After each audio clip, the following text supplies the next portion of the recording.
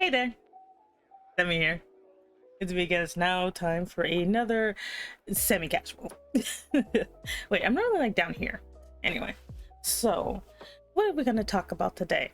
I don't know. I'm pretty sure I put the title as something normal. Anyway, I'm gonna talk about your creative projects and why you should make them for yourself. um So I draw a lot. I'm an artist. I drew all the stuff in here. Did I? Yes. I drew the background. I drew myself. I drew everything. Um, and when I made everything to my specifications, things that I want to see, including the weird little skulls in the corner. um, and one thing I'm working on now that I've been talking about like lately is a lore comic. I have one that's called Under New Management, but that thing's kind of ass. Which I will have to redo that at some point. But the one I'm working on currently, I don't have a title for it yet because titles are hard. But that lore comic is basically it's actually about me. Like, one thing I've always struggled with is actually making stories about me whenever I know someone else is going to read them. You know, like if I know someone's going to read something, I will spaz out or just panic because I don't want people to judge me, even though people will judge me regardless of what I do anyway. There's no escaping that. And when it came to this comic, like, it's very near and dear to me, and it's not even that long. It's actually pretty short, but I actually had like a straight up like emotional breakdown about it recently because I kept writing this over and over again. I'm not even doing like prose or anything. I'm just making the outline of the story, and it was not what I wanted. I did not like the story. Like, I liked it. I kept telling myself, you know what, this is fine. I kept gaslighting myself, being like, no, this is great. No, I hate it. And the reason why is I didn't make the story for me. I um I made it for other people, you know. And I personally call it the shonen effect. Okay, this is not a secret, but I'm not a fan of shonen. Shonen is not bad. It is definitely one of the most popular genres of anime, but I'm not a fan of it because it doesn't give me what I want out of a story most of the time. Sometimes they'll accidentally, you know, appeal to me, but it's definitely never the intention. And because a lot of the ways they deal with things is external, you know, and I like internal stories. And the story I was writing was shonen-esque. It was very much like, there's a goal and we gotta get the goal. We gotta rescue someone who got kidnapped or some crap. But it didn't work. Like, my own character, again, this thing's supposed to be about me. If you look at Under New Management, I suffer from the same problem where I don't even show up until like, I think the last like 3 chapters. Or the last 2. I don't show up. I barely show up in my own lore comic, and I'm on the cover. And in this one, the same thing was happening, except I was the equivalent of a block of wood. Like, legitly, you could substitute me with a cup of tea and that slowly cooled over time and nothing would change. And because I do have this like self-bias due to my past, where because I love to role play. Please do not ask to role play with me. The answer is no. But I do love role playing because I like the combined story elements of it. No, I do not.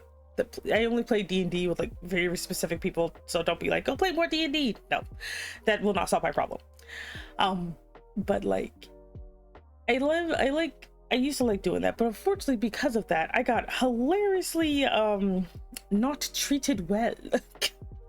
You know, because everybody wanted to be the main character, and I was always like, you know, I had to play the villains and the NPCs. I had to play all these characters that got mistreated by the main characters. And if I wanted to do anything that made any of my characters the main character, it would just not work out really well.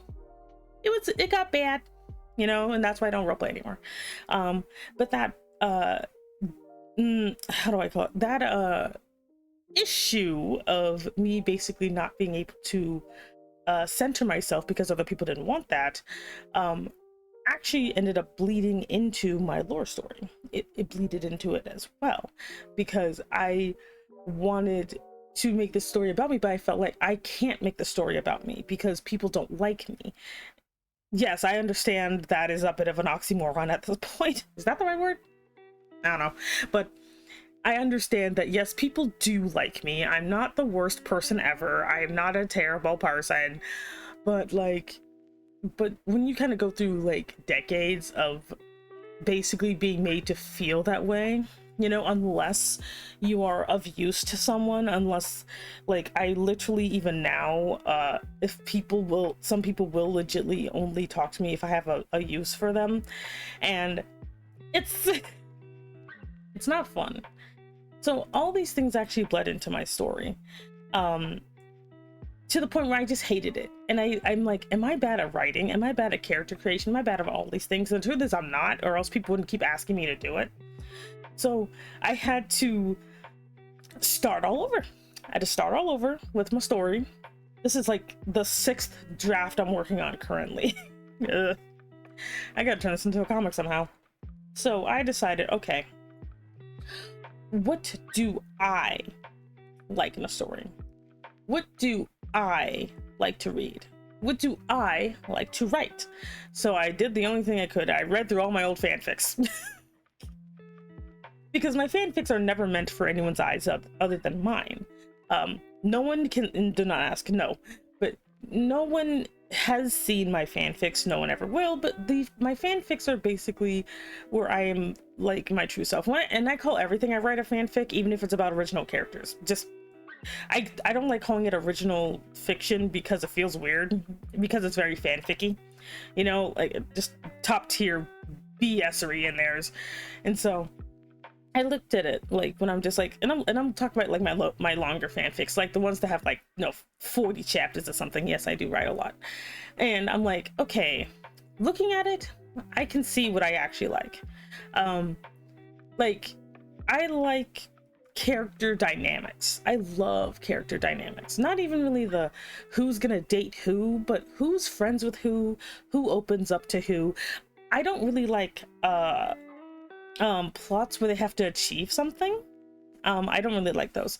Those don't gel with me very much, where there's like character A wants to do thing B, and when they do thing B, they shall succeed. I don't like that, you know. I also apparently I don't like characters fundamentally changing from who they were. What a lot of my stories tend to have is not that characters change, but they basically get to understand themselves better, and they decide to be with other people, whether friends or lovers or whatever. They decide to be with people who accept them as they are, and also and instead of striving to achieve a goal, I prefer characters actually just striving to make their own lives happier, whatever that entails. For me, it's slower, it's boring to most people because there's no punching or whatever, but that's what I actually like, you know. I like characters like, you know, because like a lot of people like transformation stories where, like, you know, you got I don't know, you got Jeff over here, and Jeff is a whiny little brat that keeps picking fights with everybody. But at the end of the story, Jeff is now a calm, collected individual who only fights evil instead of literally everyone. Yeah, he also never has to go to therapy or sort out his internal feelings towards his weirdly abusive dad. Like, it's always just, he overcame it by punching his dad that one time. Hooray. And I mean, and some people like that, and that's fine. There's nothing wrong with that. But for me, it feels a little like, I can't root for you, dog, you know? So I'm like, okay, so for my story, I had to sit down and be like, okay, if I'm not gonna have external fights, how am I gonna do this? And what I decided was, each character has a struggle that they will never, ever get over. These are things that are fundamentally in them. And these are things that they just have to deal with. There's no overcoming it. There's no, okay, I don't have to deal with that thing anymore. It's literally something that they just have to deal with for the rest of their lives, you know, and including the character that is me. I just gave it the struggles I actually have. That made me cry. But don't worry, I watered it down so it's not as dark as it actually is. But I did that with all the characters, all the main characters. I'm like, okay, so your struggle is what? What is, and I only used a sentence so I don't overcomplicate things. I'm like, okay, so your struggle is you don't know how to make authentic friendships because you're pretty. Your struggle is that you feel like you have to be a good tool to be seen as a person, or to at least be loved. You are suffering because you don't understand identity, but you really want to, you know? Like, and when I did that, the story became a lot more fun for me to write, because it's not about, oh no, this person was kidnapped because the villain wants me to stand in a magic elevator. Don't ask. And if I don't stand in the magic elevator, the girl's gonna get thrown off the elevator shaft by her weird evil brother who's in the story for some reason. Like, that's how bad it got. Yes, there was a magic elevator. But I'm like, you know what? We're gonna take all that out and we're gonna start over. I even, as funny as this sounds, I finally wrote out my actual backstory. Yeah, up until this point, I actually never wrote out or planned out my actual backstory. So now I know what it is, and I'm not gonna spoil anything, but it's a little... I told myself I'm not gonna give myself a tragic backstory, but in order for me to feel authentic to myself, I kinda had to. Not even the, you know, doing it because it's exciting or to make people feel pity, but because like my actual life is kind of sad. I took some parts of that and put it into my backstory because that's who I am, whether I like it or not. And yeah, don't worry, it's not, I'm not gonna, again, I've toned a lot of it down, you know, but it's literally, for me, I had to put it in the story in order for it to make it worth me doing so. Yeah. So if you ever struggle with your creative projects, whether it be like making videos or stories or fanfics, honestly, just instead of being like, well, I want to be popular, what do people want to see from me? What do people want? 9 times out of 10, they just want to see porn. Not gonna lie, 9 times out of 10, they just want to see porn. They may not admit it, but that's almost always what it is. So, and if you do not want to be porn, that's also valid. But if you also want to be porn, that's also valid. But you should just make things you want, because people ultimately just look for what they want. So it's better to attract people who want the same things you do than cater to people that don't. And the same thing goes for criticism, because I know I bring this up a lot, but I have been scarred by criticism. So remember, if someone doesn't like sweets, them criticizing your cake recipe is not going to be helpful. Because all they're gonna do is try to get your cake to taste as uncake-like as possible. Not even maliciously, but and that's the thing. Remember, people's intentions never matter. The intention never matters. The result does. Because the amount of times I've been like metaphorically hit by a truck and they said they didn't mean to, but they were still behind the wheel is wild. So remember, intentions don't matter, results do. And if the result still ends in you being hurt, then that is actually what matters. Because people always say what they mean, they just don't always like the result. You know? Because remember, if you didn't mean to say it, you wouldn't have said it. So, but like, honestly, just make stuff that you like, you know, make stuff that you want to do. If you want to make, you know, 5-second long videos that is a slow compilation of you trying to say the alphabet backwards, do it. You know, you'll find someone who will stumble upon it and be like, I don't know what the crap is up with this person, but this is my jam. Remember, there's millions of people out there. Millions. A million is a big number that we really can't comprehend even when we see it in the face, you know? And just do what you actually want to do. For me, I want to make a slow, emotional slice of life story involving an eldritch dragon and her weird group of awkward friends as we slowly just experience life together. You know, without a magic elevator. You know, like, if you want to make just cute ASMRs, do that. If you want to make weird, edgy bullshit, do that, but don't tell anybody. Like, like, there's a place for everything. Just remember, that's kind of what you do with it afterwards. If you want to make weird, edgy bullshit, that's fine, but don't try to put it in the Barney server, you know? Oh, wait, I think there was, like, something wrong with the Barney character. Whatever, but the point is, long story short, do what you want. Don't be weird. My comic will come out eventually, probably later this year, like in the middle to later. Yeah. So yeah. Also, if you ask people for criticism, or if you ask someone to look over your stuff and they basically, how do I put this? If they kind of don't, it might not actually be because your story is bad. It might actually be that the person does not know how to help. Some people actually don't know how to give criticism or are scared to, like, especially if it's something that they themselves don't really care for story-wise. You know, if they don't read romance, but you ask them about your romance story, they are like, it's fine. Yes, that's not really helpful, but it's probably because they don't know what to say because it's something they're not really into, you know? So keep that in mind when you're asking for criticism. Sometimes the people or the person that you ask might not give you the right criticism because they don't even like what you're doing. So, keep that in mind. It'll save you a lot of tears because I kind of ran into that recently too. So,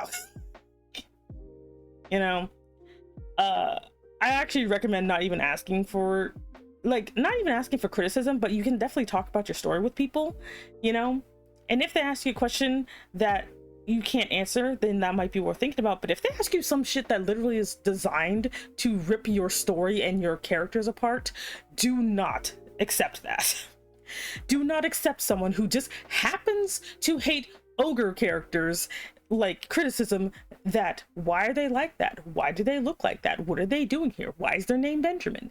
Like, if they're asking questions that are not useful and are just designed to basically rip things apart, do not accept that. Just be like, you know what, I'll think about that and leave it at that. Not even I'll get back to you, just leave it alone. That will save you a lot of heartache because, you know, there are just some stuff that people just don't like, and just because someone's your friend doesn't mean they have to like everything you do.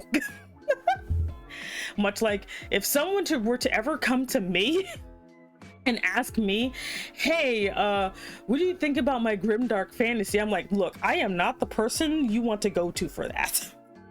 I've actually done that in the past where, like, someone will come to me for something that I blatantly either do not like or do not know anything about and be like, look, I am not the target audience for this sort of thing. You might want to actually ask someone who likes this sort of thing, you know? Don't come to me just because I'm kind of famous. I'm not famous. I'm not. I'm mid at best. I'm on the cusp of potentially being worth knowing at this point. But yeah, just but yeah, like, that's always my thing about criticism is, like, there's not, like, they say that, like, the people who are always like accepting criticism is good, ask them what they mean by that, because I'm sorry, do not give me criticism about something like, and there's a difference between, like, you know, because I know sometimes you'll ask people because they're seen as like a general audience to see if it's worth something the general audience will be into. Same thing applies.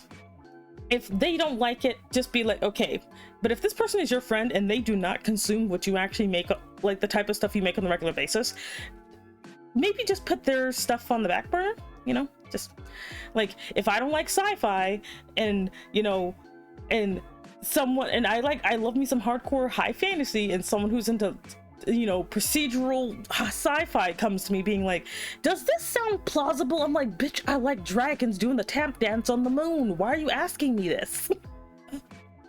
like like we gotta have a little bit of like, you know, thought into these things, you know.